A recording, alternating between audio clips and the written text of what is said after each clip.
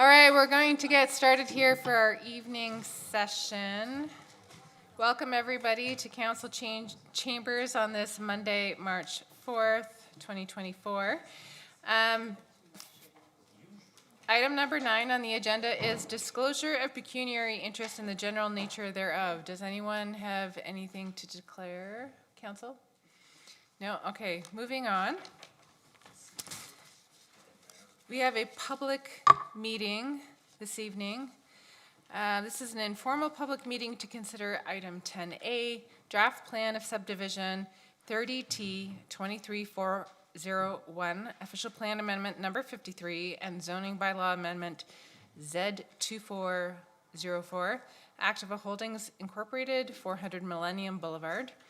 There will be no decisions made tonight. Council and the public are seeing this application for the first time. Council is looking for feedback from interested parties with respect to this application.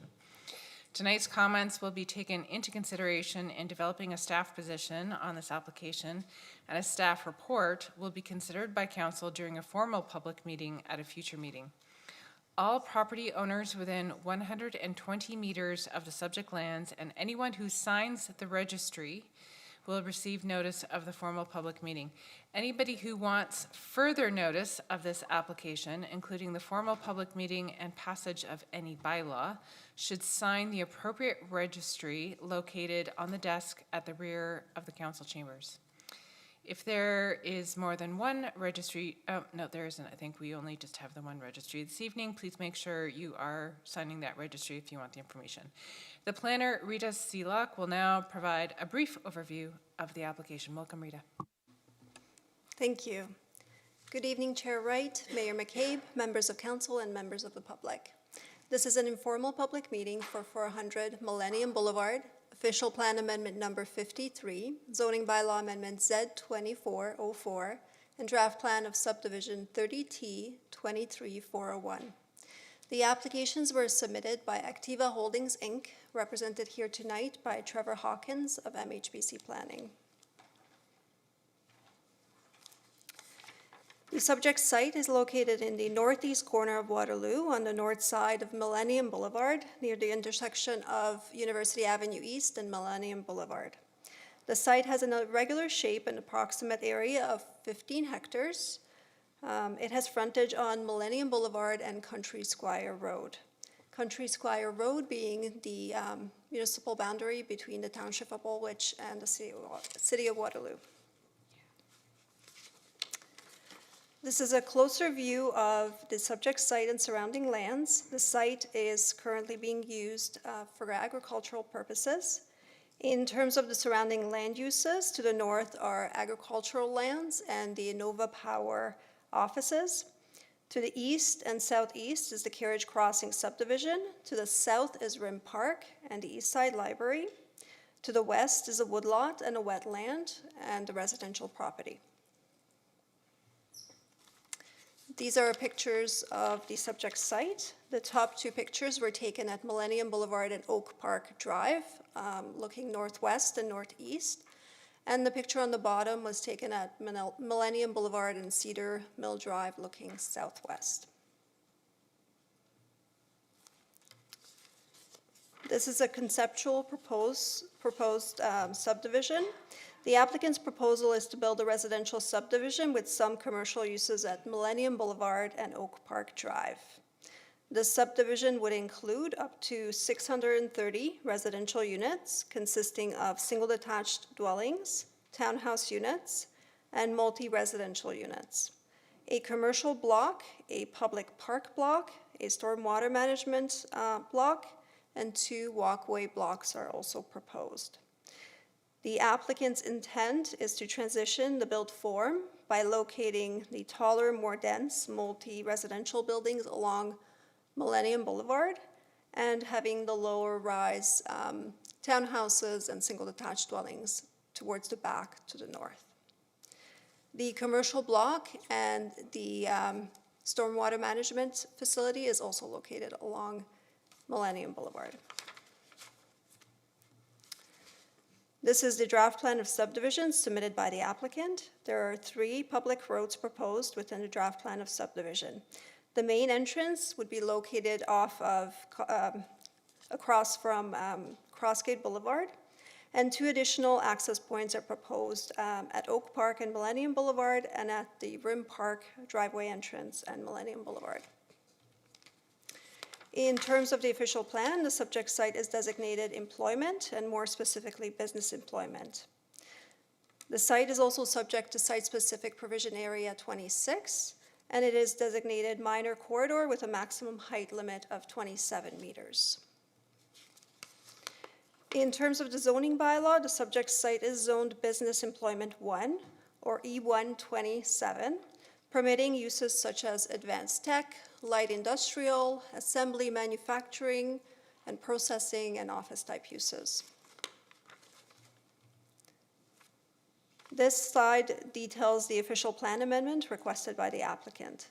The applicant has requested to redesignate the site from employment to the following designations: low-density residential, mixed-use medium-density residential, commercial, and open space. In addition, the applicant is also asking to amend specific provision area, or SPA 26, and the Rural East District Plan to reflect these designations. In terms of the requested zoning bylaw amendment, the applicant has requested to rezone the lands from Business Employment 1, or E127, to the following zones: Convenience Commercial, or C3 20, Residential Mixed Use, or RMU 20, Residential 7, or R7, Residential 5, or R5, Parks and Recreation, or OS1, and Conservation, or OS3.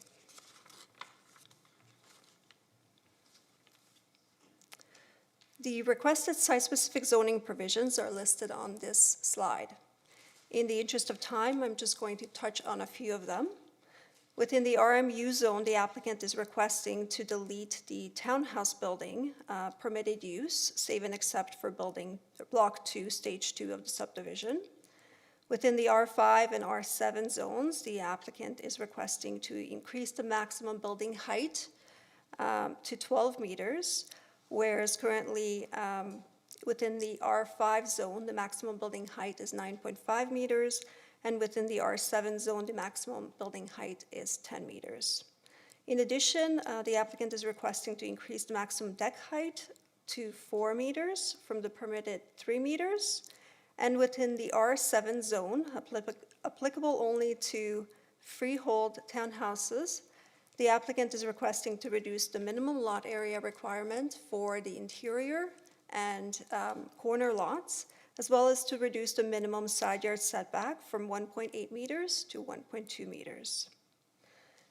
And lastly, site-wide, the applicant has requested that where 2 or more zones exist within a single lot or block, the zone boundary shall not constitute a lot line for the purposes of applying zoning regulations.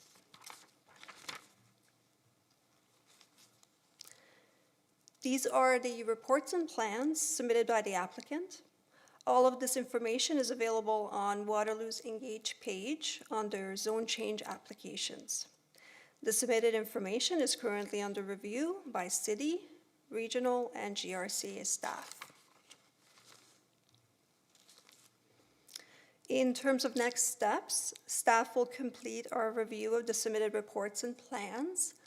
I will gather comments from the public, members of the council, internal departments and external commenting agencies, then provide comments to the region regarding the draft plan of subdivision, provide comments to the applicant regarding the official plan amendment and zoning bylaw amendment. If required, the applicant may have to refine their proposal, in which case staff will then recirculate the submission. Staff will continue efforts to resolve any outstanding issues with the applicant throughout the process. Once all the issues are resolved, staff will prepare a staff report with recommendations to council and will hold a formal public meeting for these applications, at which point council will make a decision. Council's decision on the subdivision and official plan amendment will be forwarded to the region for their consideration as the approval authority. And council has final decision and approval authority on the zoning bylaw amendment. That concludes my presentation. If there's any questions, I'm happy to answer them. Thank you very much. Material would be appreciated, so I could. Excuse me, could you just keep your comments until we open to the public delegations? Thanks. Does any counselor have any questions for staff? Please remember this is an informal meeting, and only questions of clarification may be asked at this time. Council members should not express opinions at this point. Go ahead, Councillor Bassick. Thanks, through you, Chair Wright. Could you go back to slide 11? I didn't write down exactly what it said, so the site-specific provision, can you give us an example of what that might mean? I don't really understand. The site-specific provisions, what they would mean? So this last one here, where 2 or more zones Sure. exist within a single block, just what an example of that could I be. can Yeah. absolutely do that. That is hard to, I think, grasp. And maybe Trevor can also provide an example, but the way I understand it, and I haven't reviewed all of the submission materials, but for example, right here, R7 zone, there's a street and there would be townhouses backing on to the OS3 zone. The OS3 zone would actually be part of that property, that lot, that townhouse lot. So with that site-wide provision to not use the zone boundary of the OS3 zone to use as a setback line, the applicant can actually use the property line as the setback line. So for example, rear yard setback is about 7.5 meters. They can count that setback from that red line, which is the property line, and not from the zone line, okay? Hopefully that explains. Okay. Go ahead, Councillor Bodley. Thank you, through you, Chair Wright. I'm curious about the access points into the subdivision and whether we have had any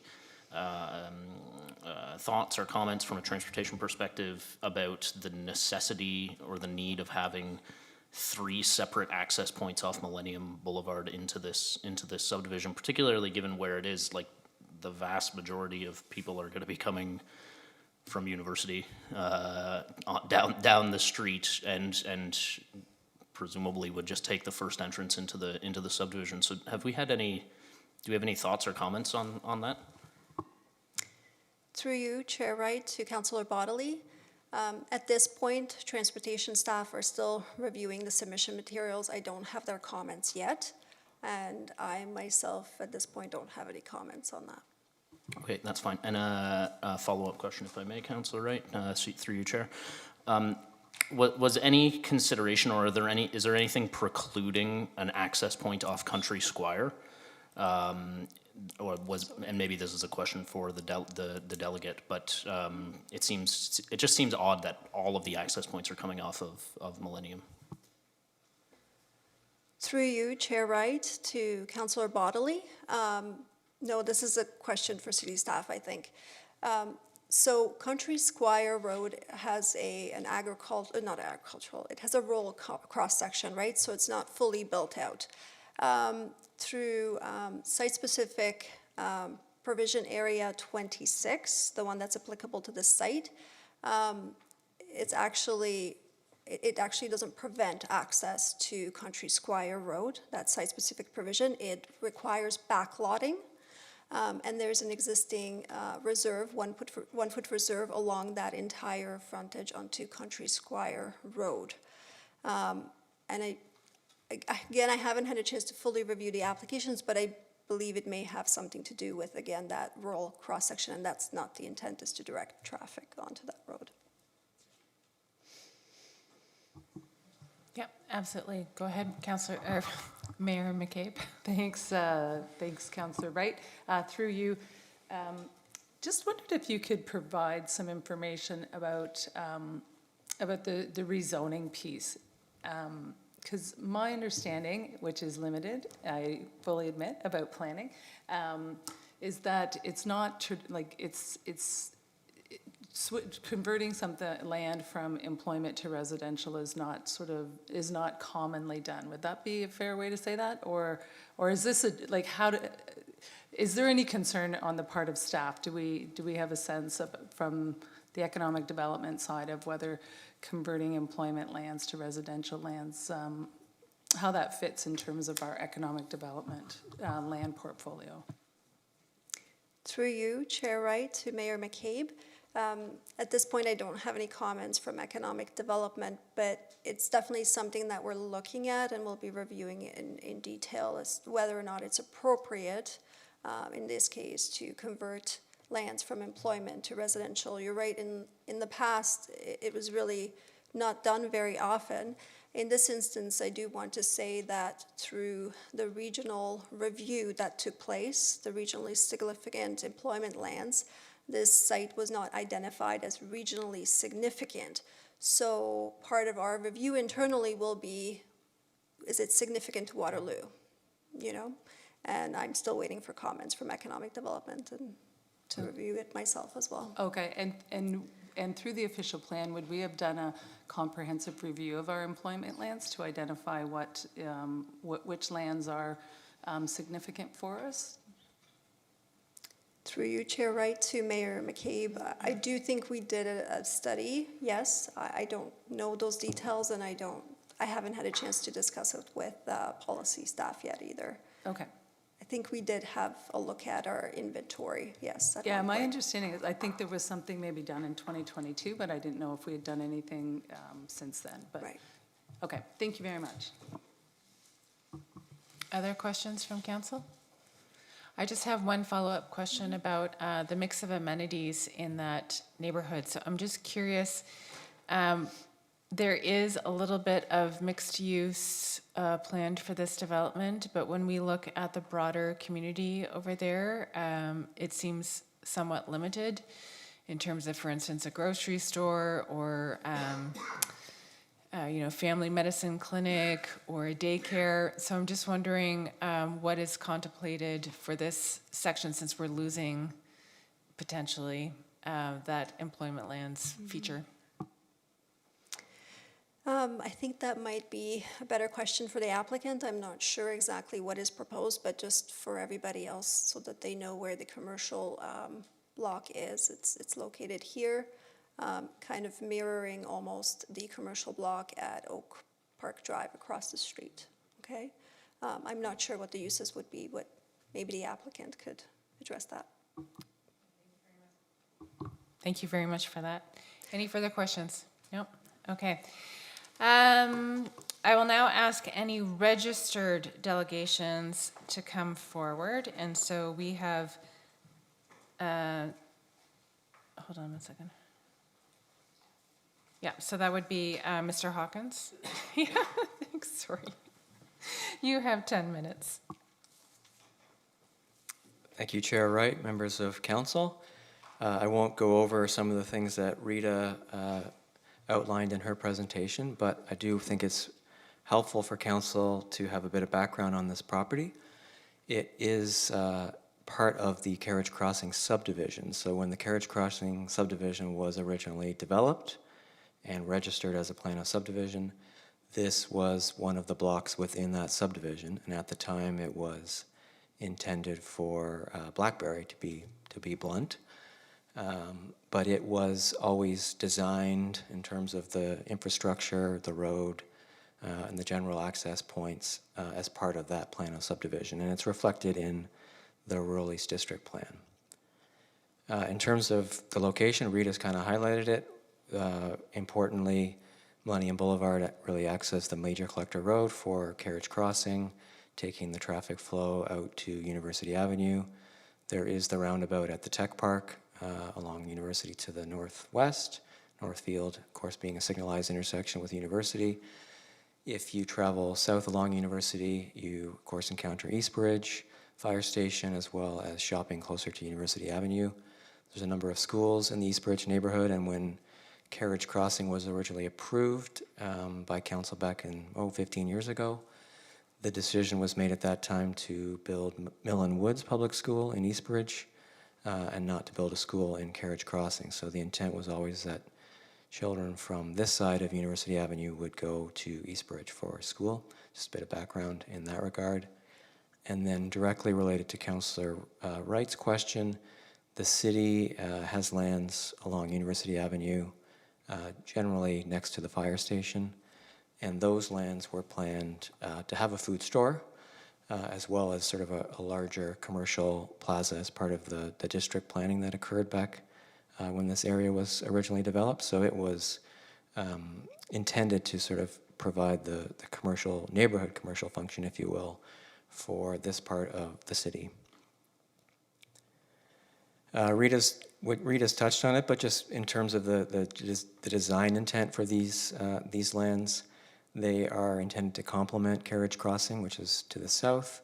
So the access points were positioned opposite Carriage Crossing to create sort of synchronous access points into this development, as well as to provide sort of a modified grid street pattern so that people can walk and cycle and get down to Millennium Boulevard, where the trail network picks them up and can take them to so many different areas around Ram Park, as well as obviously the recreational amenities that are available in the area, being one of the premier recreational areas in the region. And then, of course, the commercial plaza that Rita alluded to that exists here today, and the intent is to sort of supplement and complement that. Also important that we have requested permission in the official plan and zoning to allow commercial development on this block as well. So the importance of this access point here is that it will allow, it certainly lends itself much more to commercial development in this block. We did look at, Councillor Waterloo, we did look at eliminating this road as one point, and the sort of revised layout of the subdivision actually reduces the number of housing units, so we saw that as a negative, and it certainly negatively impacts the ability of that block to function successfully as a commercial block. So we also saw that as a negative, and this we felt was a better way to get people into the community, out of the community, both in their vehicles, but also importantly as a pedestrian and cyclist.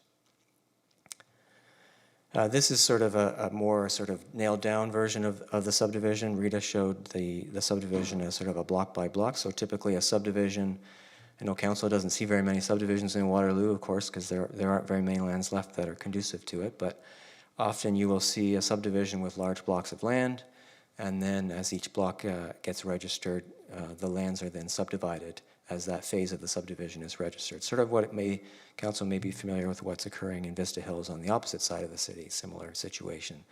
So this just gives council a view of sort of how the subdivision could be lotted.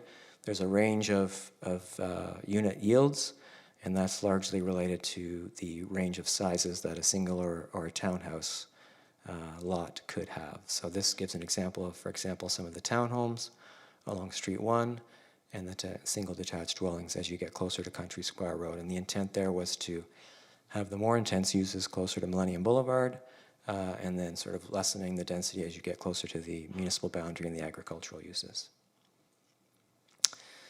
This, when you develop a plan of subdivision, you often will stage the registration of it so that you register the lots and bring the lots into market in sequence, depending on demand.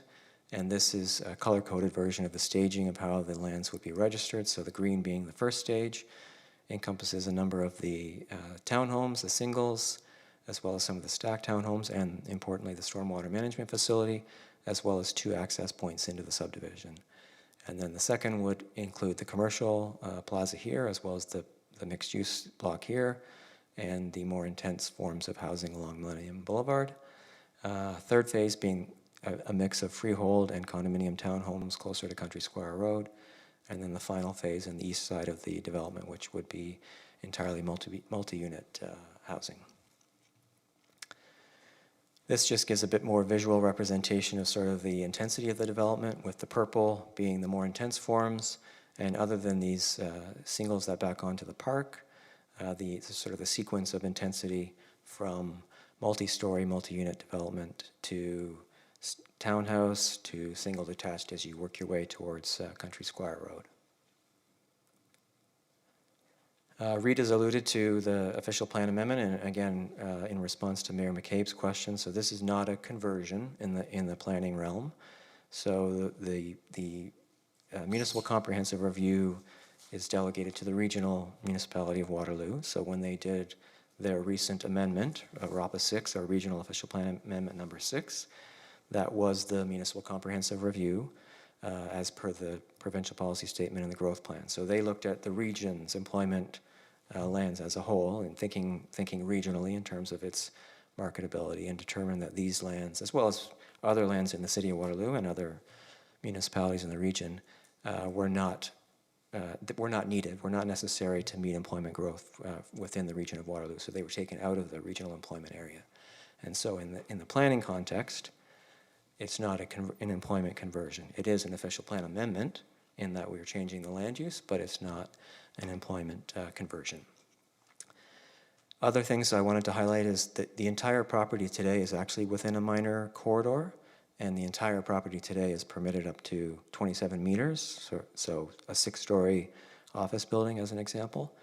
And what we're proposing to do is to sort of shrink the size of the corridor in recognition of that transition in intensity I spoke to earlier, and really focus the corridor along Millennium Boulevard.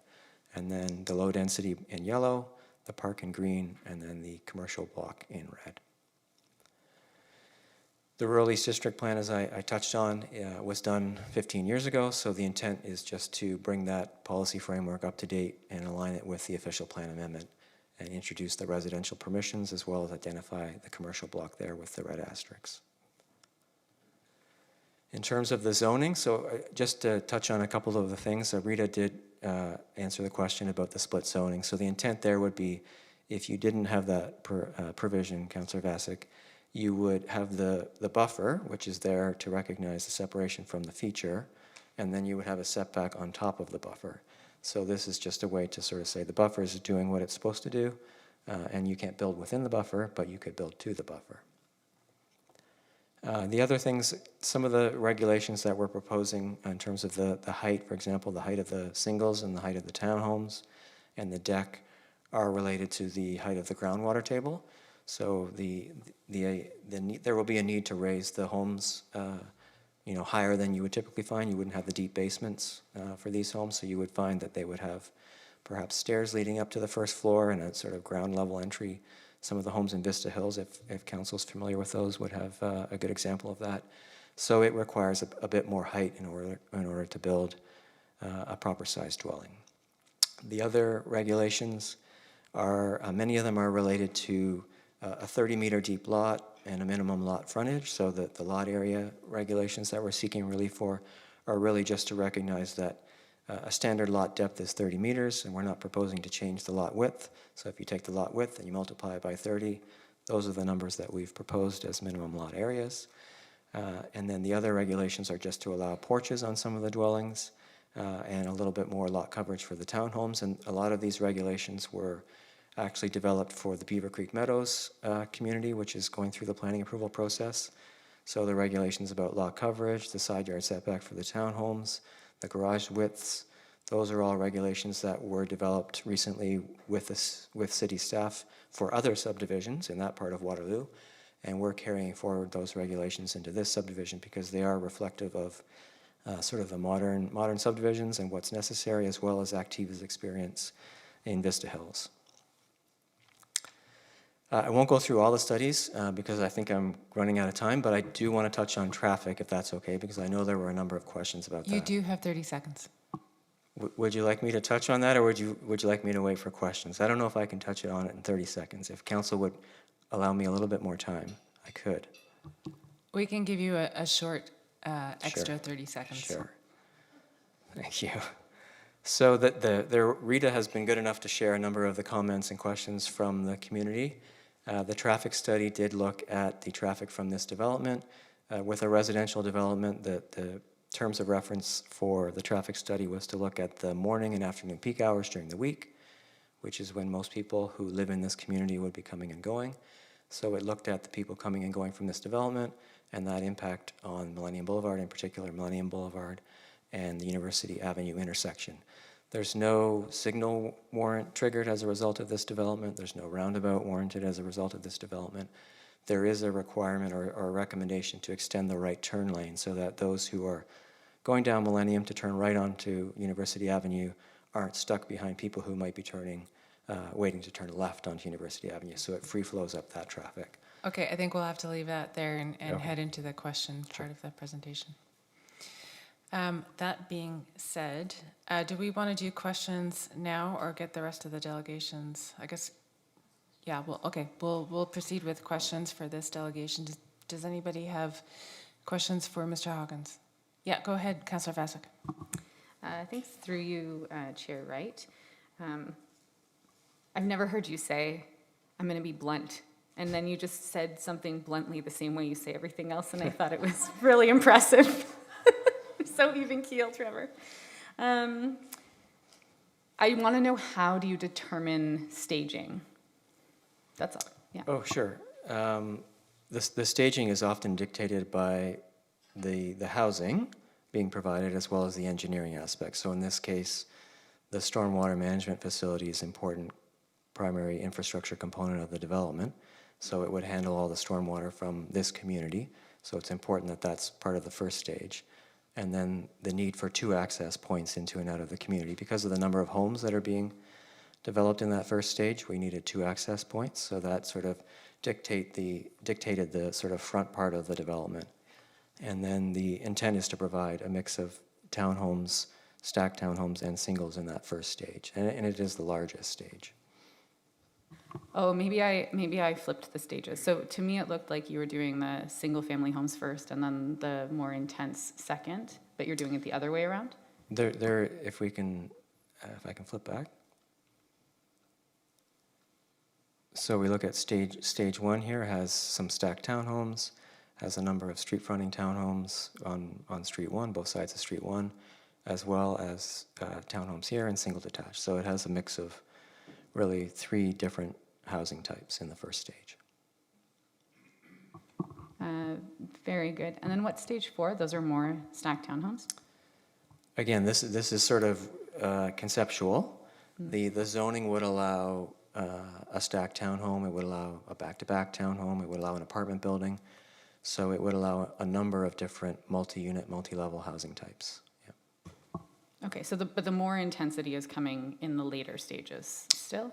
Well, stage 2 has quite a substantial number of multi-unit as well as commercial. So it's not really backloaded. Okay, Yeah, all right. it's spread out among the stages. Okay, thanks. Other questions from council? Go ahead, Councillor Bodley. Excuse me. Through you, Chair Wright. Given that the existing zoning permits up to 27 meters, was there any contemplation for more density on this site than what is being proposed today? I'm wondering if you can walk us through the process that got us to the proposal that's before us.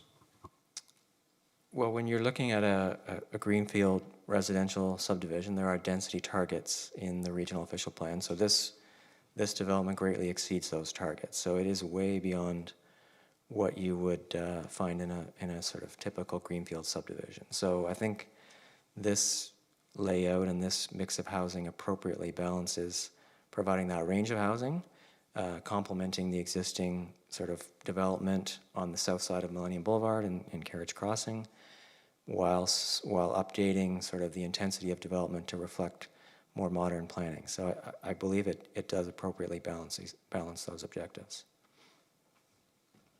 Do you have a follow-up? No? Anyone else? Go ahead, Mayor.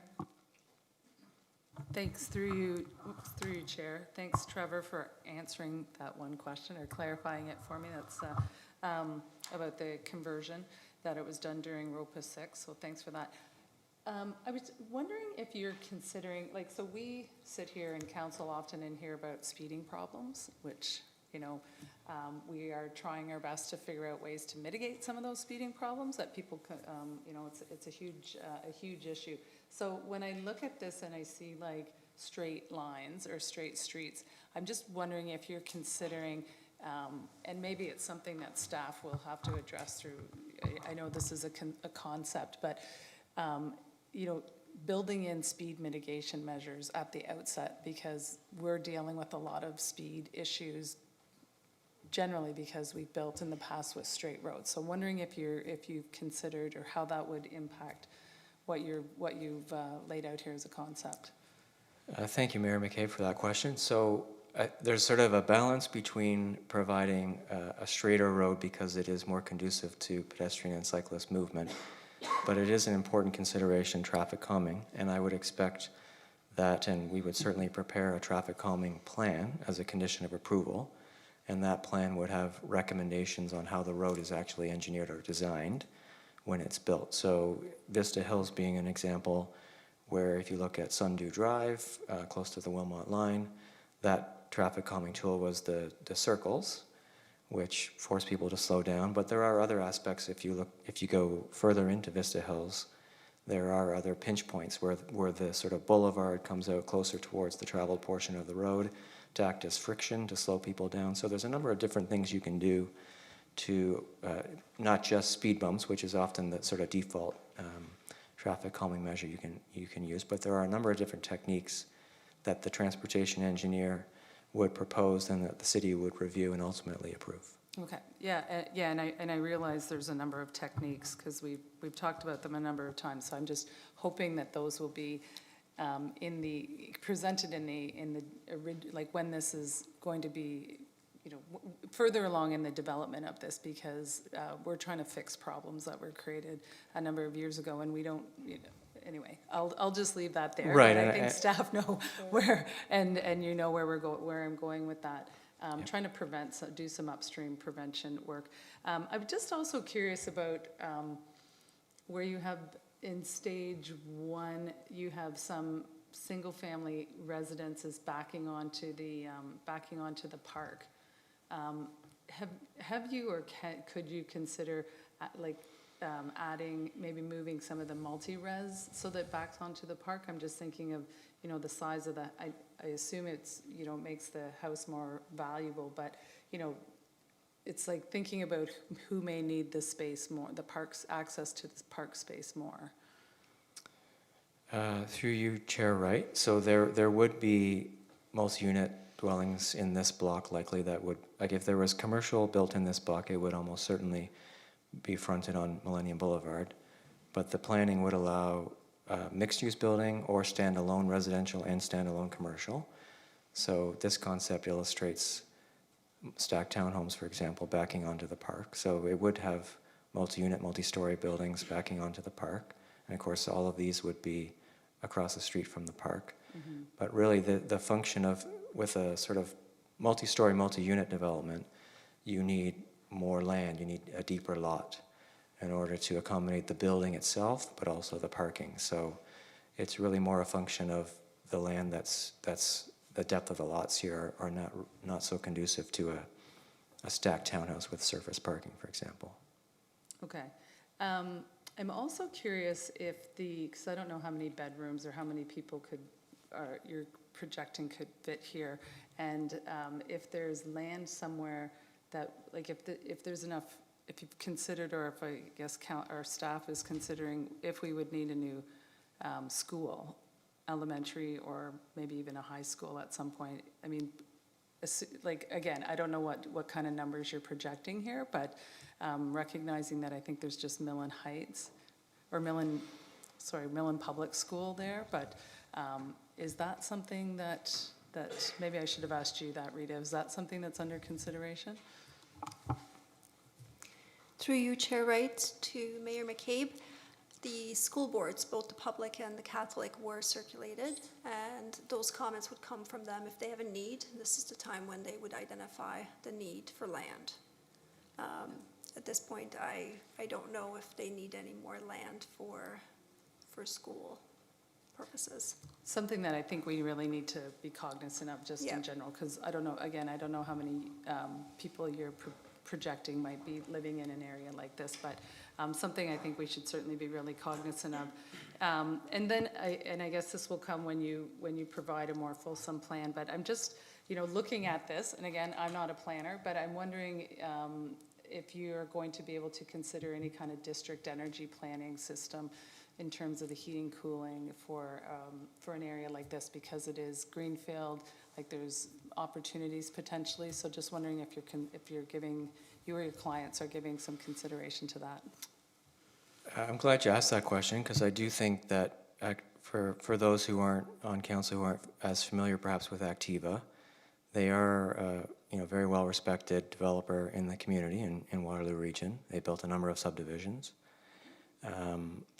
If you are familiar with the Trustler West community, which is being built sort of on the west side of Kitchener, just south of the highway, there are net zero ready homes being offered in that community. So homeowners can purchase a dwelling that's net zero ready, and they have the opportunity to pay to have a net zero home as well. So Activa, as well as a number of other measures throughout the community that are intended sort of with a sustainability, or viewed through a sustainability lens with sustainability objectives. Their homes are very energy efficient, so I would encourage you to read that. There's about 9 pages of sustainability objectives that we've identified in the planning justification report for this community, and I think Activa has a very strong track record in providing that type of housing with that type of sort of viewpoint in terms of reducing the energy demands for the homes and for the homeowner. Thank you, I appreciate that. And yeah, I'm aware that they have built a number of homes that are net zero ready. But I was just wondering about the entire area, like if that's, because again, it's a greenfield, but area that, like a district energy system that would, I think they've built some in London that it would be actually a way to heat and cool an entire area like that. So I'll leave that with you. That's I'm curious about if that's something that could be considered. Does council have any further questions for this delegation? Okay, seeing none, thank you, Mr. Hawkins. We will go on to our next delegation, so that's Marcia White. Please come to the podium, get comfortable, make sure that it's at the height that you want, that the microphone is where you want it. Is it still on? It is still on, Okay. yeah. You will have 5 minutes. I probably won't need 5 minutes. Okay, but just as you get started, please just state your name I and will. your municipality. Okay, I will. thank you. First of all, thank you for having me. My name is Marcia White. I am a resident/owner in the trail side Gray Silo area. So I'm very familiar with it. I've lived there since 2020 and familiar with the traffic flow. My main concern after even watching the presentation is that all the traffic seems to be flowing out onto Millennial Boulevard.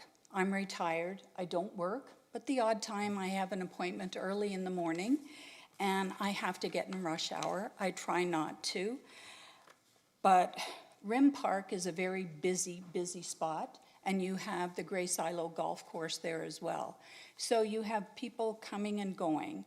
And the one area that was presented where they're going to have a commercial block coming out of, facing the commercial block that's there, it does often get jammed up.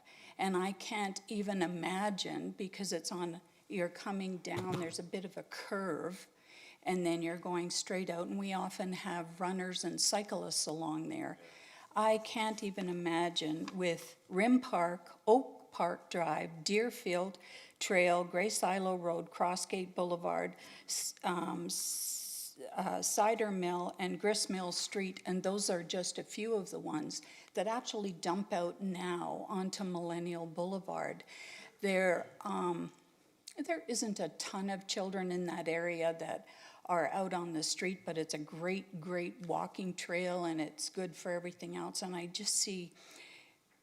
see a lot more cars. I just see absolute congestion. And my hope was that Country Squire Road would be able to take a percentage of that. They don't even have an outlet. They don't even have a road that's going back onto that. I realize it's zoned as farmland or however, agricultural, but there is housing on there. So, and there is a road that goes around that has a one-car bridge that they've just repaired. And it's quite lovely if you want to cross over and go into that area. And I just see this with a lot of the stack housing, and they're really putting them in. There's a bunch of them now just down the road from us, and they're not the most attractive to look at, but if you have that many, that's going to be a lot of people, because that's a home, like it's a stack, but there's going to be a lot of people in it. So that is a real concern for me, is the traffic and where you have it come out, and then you've got it coming out onto University Avenue. Right now, there really isn't a problem if you're turning right to go down to Northfield, but if you're turning left and you're headed down towards 7-8 or something, sometimes there's quite a bit of traffic. We have busing now, so it can get congested. And I sat with it. I went out a couple of times in the car myself, and I just feel that this could be a real problem with everything from that area dumping or rerouted onto Millennial Boulevard. And my other concern is the buildings. Now, are they rental buildings or are they condo buildings? I didn't quite get that. And is there subsidized housing going on in this area? And that would be a concern of mine. Other than that, I know this really isn't a question and answer period, it's more of an information session. So those were my main concerns, but it does look pretty congested. Thank you very much. Okay, thank you, Ms. White. And does council have any questions for that delegate? Yeah, you might want to stay at the podium just one more moment, and we'll see whether there's questions. I thank you for that firsthand experience that you've shared with us. I am just curious, in your travels, have you noticed whether there's large farm equipment still using Country Square Road? You see them, but it's not that frequent. Like in the summertime, every once in a while you can hear them because they're busy with, doing their crops or whatever. But for the most part, I don't see that many. And, there's a number of us that are retired in that community, so we're out walking, or we're out at off hours, or we try to be out at off hours so that people that are coming home are not tying up the roads. But I can just see this as being very, there's a mailbox there, we've got a pharmacy on one side, and you're saying that they're going to face one another, and I can, there's an opening, but I just don't see it as being great. I think it would be better if there was an opening either. In answer to your question, if I may, I'm sorry, you'll have to save your comments until we open up delegations to people who weren't registered. That's coming on the agenda, and you will have a chance. But I'd love if there was two exits. Like, I think that would alleviate the problem completely if one was at Country Square, even at the top end of it, versus the bottom end of it where you do have more agricultural, because they have to come out onto University Boulevard as well. But it's, living there and watching the congestion, and I had to go out today and I pulled in, and I'm going to say there were 5 or 6 cars, and then there was a bit of a traffic jam because there's a mailbox there and people stop and pick up their mail and stuff. And then you've got the circle, and yes, there's construction, and I don't know how long the construction will be. It could be 2-3 years, and that adds to the chaos as well. So no, that's a really, really big concern. It's not just mine. People have come up and said, if you're going, please raise that. And the other would be the properties, if they're condos or they're apartment rentals, they create a lot more because people are coming and going more frequently versus owners that tend to stay there. And when you have renters, they don't take the same pride in their property as we do, and we have rules and regulations that have to happen there, and they don't have to happen in rentals. So a lot of consideration, I know, but we're living in an area where it's a little higher end than the average, and it would be really nice to keep it that way. Okay, thank you. Okay. Councillor Vasek, you have a question? I would like to thank you, Ms. White, for joining us today and sharing your perspectives about living in the area. It's never easy to come and be a delegation. It's a nerve-wracking. And I'm not a public speaker, so I do apologize for that. Well, you did great. Thank you. With your speaking. I'd like to offer an opportunity to sit down and chat with you at some point. My work outside of council, I don't know if you know, but most councillors have other jobs. This is I part-time. do, actually, I do. So this is part-time. And the work that I do outside of council is poverty alleviation, practice and research. And so much of that work talks about the merits of living with and amongst people who are different from ourselves, having different people of different socioeconomic statuses, living together. And so I don't want this to be a critical comment of your delegation because I know it is nerve-wracking, but I'd love it if it opened up an opportunity for us to talk about it further. So if you'd ever want to reach out, just because that's my work experience and I have some personal experiences with it as well, I just want to use this as an opportunity to say, reach out. I'd love to have coffee and talk more. Yeah. Absolutely. Thank you. Okay, any further questions here? Okay, go ahead, Mayor McCabe. Thank you, through you, Chair. Just a quick question, and I also did want to just thank you for coming in. As Councillor Basak said, it sounds like you're speaking on behalf of some of your neighbours, and Yes. And certainly Waterloo's growing and changing, and we certainly do hear from some people. Some people are really excited about it because they need places to live. Absolutely. And some people are a little more nervous about it because they know it can be a disruptive process. So, we're here to kind of hear it all, and we appreciate people connecting with council, whatever the issue. But so thank you very much for coming in and making the time. I'm just curious, because you said you've watched some of the traffic sometimes, what you called rush hour. How long approximately would you estimate that it actually takes for it to clear? I don't know how long it takes for it to clear, but traffic starts picking up about 3 o'clock in the afternoon, and it can go right through till about 6:30 at night. Just depending on the night. Thursday night is a very busy night for any area. Thursday night, people seem to go out a little bit more. But you're not talking about gridlock, are you? You're just talking about an increased volume. I'm just talking about an increased volume. Okay, yeah, so just wanted to be, Because you don't clear on forget, that. you've got Rim Park there. Rim Park houses so many different tournaments and hockey and soccer in the summertime and stuff. So, I mean, that builds up a lot of traffic too. And they Yeah. have a lot of runners that have marathons and they go through that area. It seems to be a very popular area for runners. Nice to see them out and running too.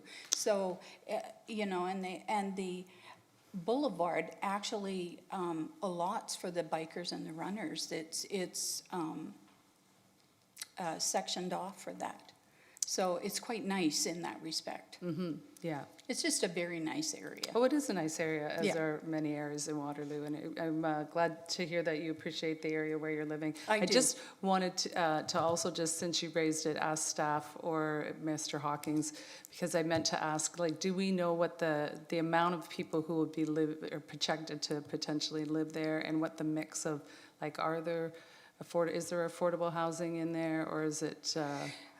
I don't really know what you would classify as affordable housing, because affordable housing to each individual is just a little different. Well, it's kind of generally 30% of someone's income, but there's affordable, and we're waiting for the province to give us a definition of attainable.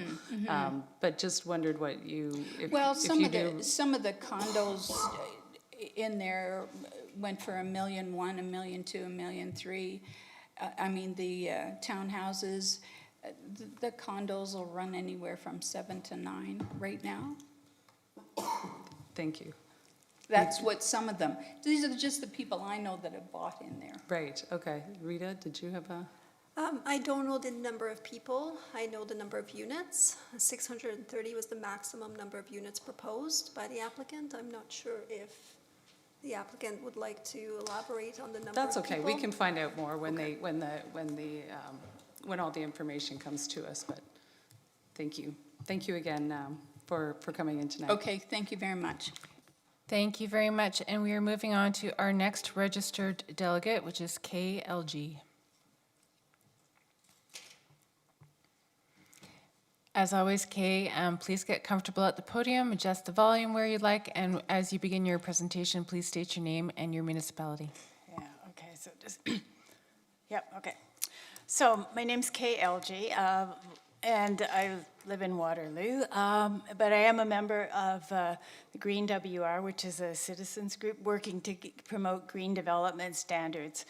And we're very concerned about the climate crisis, and I'm particularly interested in this development because it's one of the few, probably very few greenfield developments that are still remaining for Waterloo. So I feel it warranted some extra attention. And I feel these homes that are going to be built here will be around by 2050, which is kind of our target date. Those are the ones that we keep hearing about with the COP conferences and so on, that's the time we have to get our climate rising temperatures in control or else, you know. And as you can see by this graph here, the orange line, the green line is what we would need to do, how we would be needing to reduce our greenhouse gas emissions to get to the target that Climate Action Waterloo Region outlined for us to avoid the climate crisis. And the orange line is what's actually happening. So we aren't getting there, we're in fact increasing them. So that puts this whole development in a different kind of framework for me. And when I look at it, what can the City of Waterloo do about it? Well, these are figures that we got from Climate Action Waterloo Region. That the estimate that we emit as a city, 940,000 tons of carbon dioxide every year. Now, the city's corporate portion, the part that we talked about 3 weeks ago with the budget and the city's commitment to get to net zero, that's that little blue sliver. So even if we reduce the city's emissions to net zero, to cut them right back, that's great, but there's still all these other things. Now, Climate Action Waterloo Region estimates that municipalities have control over, or can influence, approximately 30% of municipal emissions. And this exercise tonight is one of those times, you know, because of how we frame this development can have an impact one way or another. So I think it's important to think about this and about the kind of housing and the kind of community we're building for the future, as our climate does seem to be changing, definitely about that. So into that mix where we saw the gap between where we need to go and where we're actually going, we're adding in this new development. And it will add, here's a rough estimate. If you imagine that, and again, this is Climate Action Waterloo Region, they estimate that people, 1,500 people would, that an individual is responsible for 7.1 tons of carbon dioxide per capita. So if we add 1,500 people, that adds another 10,650 tons per year, compared to that 25,000 that we need to be reducing. So it can make things worse unless we build it really, really well. And this is where I think it's great. The pages of sustainability measures that Activa through MHBC have outlined are great. But I just like to make sure that they are the best they can be. So I feel it should be net zero, not just net zero already. And the other part of that is being not as optimistic as I would like to be. I think we do have to be climate crisis resilient. So some of those things need to be thought about as this development moves forward as well. So some suggestions for reducing. Okay, you're just in your last minute here, so. How much?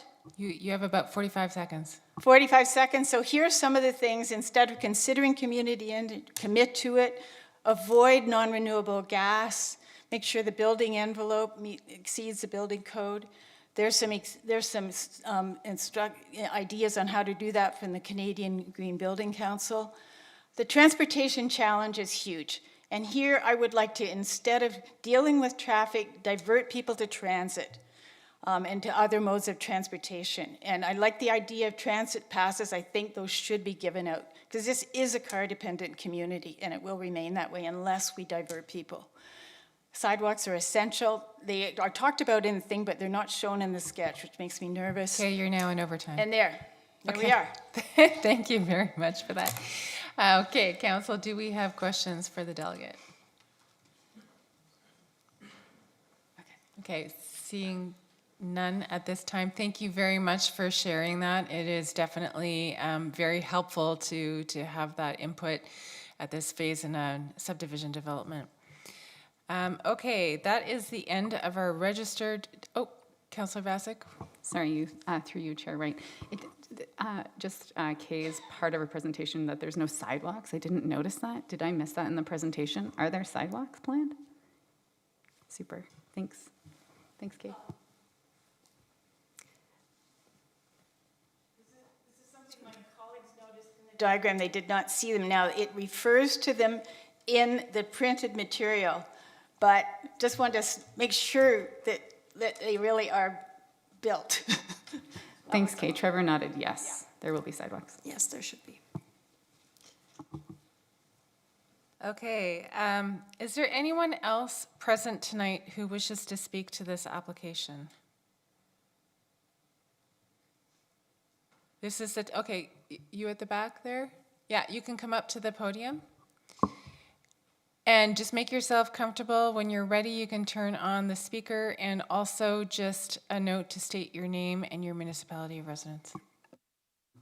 Yes, hello. My name is Marty Hirsch. I'm a resident at Carriage Crossing. I've been a resident since its opening. I just have a couple of watch-outs more than questions are at. There is no design in these type of subdivisions that accounts for snowfall.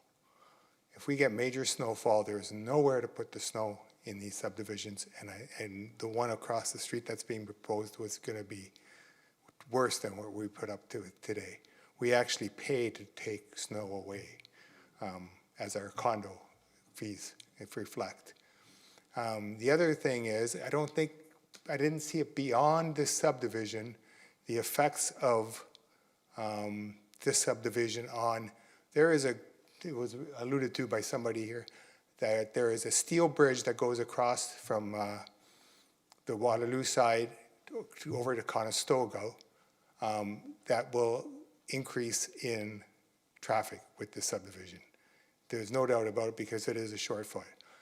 I don't think that can handle it. They just put some dollars into it in the last couple years. I don't know if it's a heritage bridge, but it's just another watch out that I think. And then as for Millennium Drive and the amount of traffic that's going to be on Millennium Drive, you have to witness some of the traffic that occurs when we have major events out there. It's a nightmare now. It's congestion, sheer congestion when these huge tournaments, which are, a windfall for the community, but it's very difficult for Millennium Drive to handle all that traffic. So thank you very much. Thank you very much, Mr. Hirsch. Does anyone have questions for that delegate? Okay, not at this time. Thank you very much. Is there anyone else who wishes to speak at this time? You can just come up to the podium and you will have 5 minutes. Okay, please make yourself... Take advantage of the Okay, invitation. Just one moment, so make sure you're comfortable, and then please state your name and your municipality. Les Bergman. I'm living on Millennium Boulevard in Unit 405 at 247 Trailside. So I am overlooking the Millennium Boulevard. I am overlooking the proposed site for development. I am overlooking Country Squire, and I must say the congestion is going to be multiple, but that's already been expressed. I'll not amplify on that. The rural traffic is routine. Not a lot of farms, but for the few that are there, the activity of farming equipment is frequent. And they don't have an option to use that bridge across over to Conestoga because it's not equipped for that kind of equipment and weight, and it's only a single lane. Therefore, traffic is also restricted to only one way. So the congestion is all combined and influenced on Millennium. And those two entries, if that's what I identified from the footprint there, there's going to be congestion without a doubt. Talk about traffic calming. Sorry, the people who don't have any calming will be exercising their freedoms, perhaps overdone. Not a lot more I can add to that, but thank you for the privilege. Thank you very much. And are there any questions from council for that delegation? Not at this time? Okay, thank you.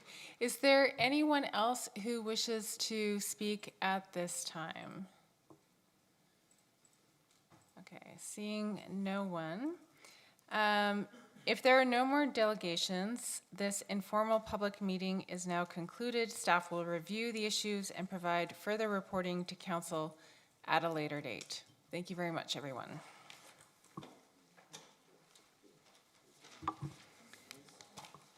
And we are now moving on to item 11, consideration of notice of motion given at previous meeting. There is none. Moving on to item 12, notice of motion. We do have a notice of motion this evening for Ontario Heritage Act Municipal Heritage Registers motion. This was originally brought forward by Councillor Rowe, who's not able to be here tonight, and Councillor Vasic will be presenting this motion. Thank you. Yeah, I'm glad. I was on the Heritage Committee last time, so maybe that's why I'm moving this, and I'm glad to, I have to ask, right? I'm moving to do the notice of motion. Thank you, sorry. And do we have a seconder? Councillor Roach has seconded the motion. Okay. I think now you can present it. Do we need to vote? All in Oh, we favor? have to, okay. No, that's afterwards. Thank you. Okay. Okay. Clearly, I'm having procedural issues today. Okay. So I have some notes here from Councillor Rowe, and I'm just going to read them directly. So in 2022, the provincial government amended the Ontario Heritage Act, impacting heritage property designations. Under it, any heritage property listed on a municipal register as of December 31st, 2022 will be removed from the register on January 1st, 2025, unless a notice of intention to designate is implemented under the Act. Properties that lose listing status cannot be relisted for another 5 years. This change affects some 36,000 listed heritage properties, according to the Ministry of Citizenship and Multiculturalism, in over 100 municipalities across the province.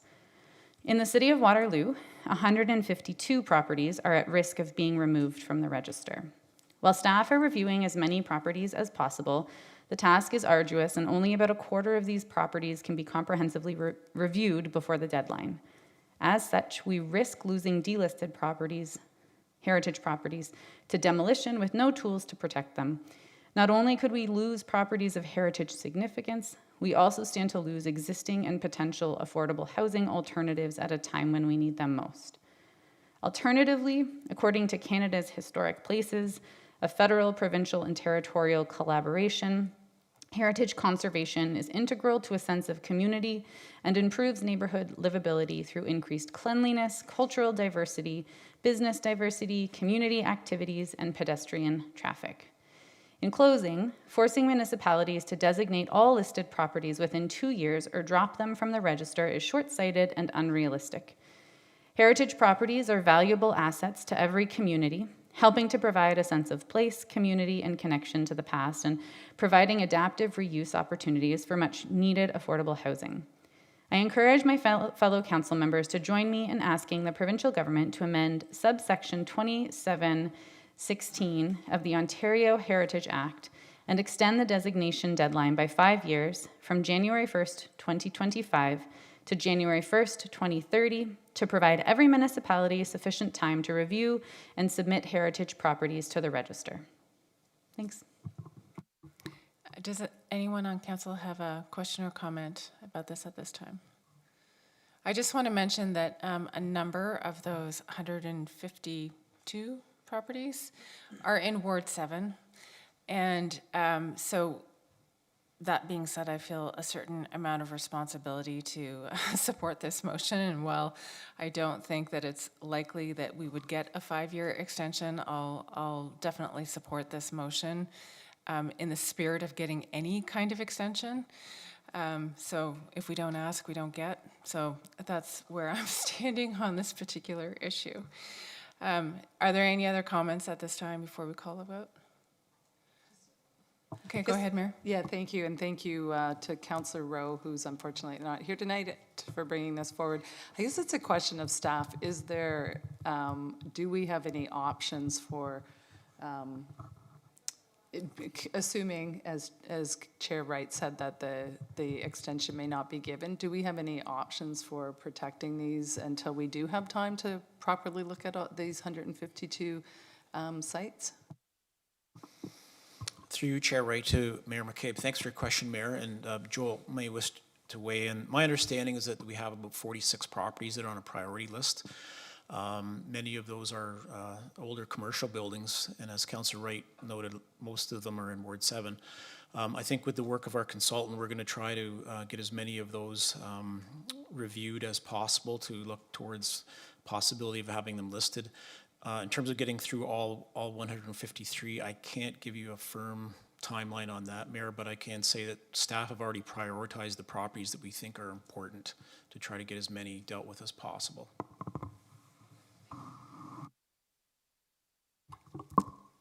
And are there any further questions? Okay, so just asking, all in favor? Thank you, that is carried unanimously. And we are on to the next end game of our agenda here. Item 13, communications and correspondence, we have none. 14, unfinished business, we have none.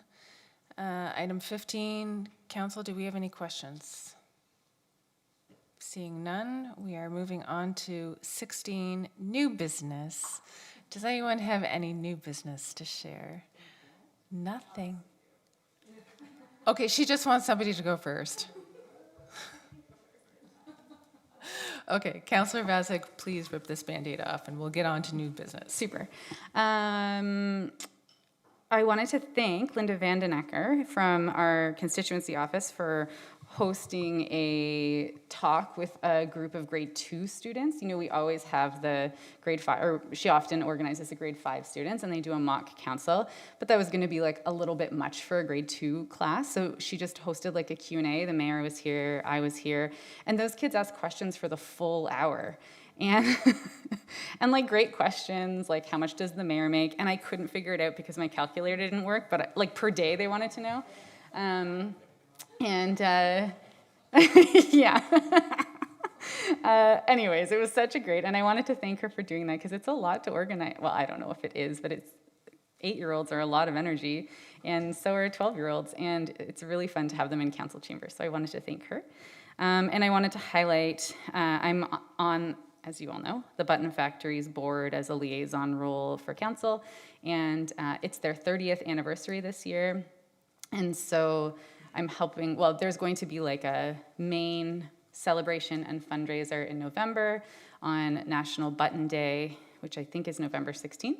But we're doing like a little launch of their 30th birthday on Saturday, April 6th from 8 to 12, which is going to be like a 90s dance party since they started in 1994. So anyways, tell your friends we'd like to sell out so we can actually make it a little bit of a fundraiser. We don't want to just cover costs. And I think only 3 people have signed up so far, but we just started telling people about it. So anyways, spread the word, please. Thank you very much. Anyone else have some new business? Councillor Roach.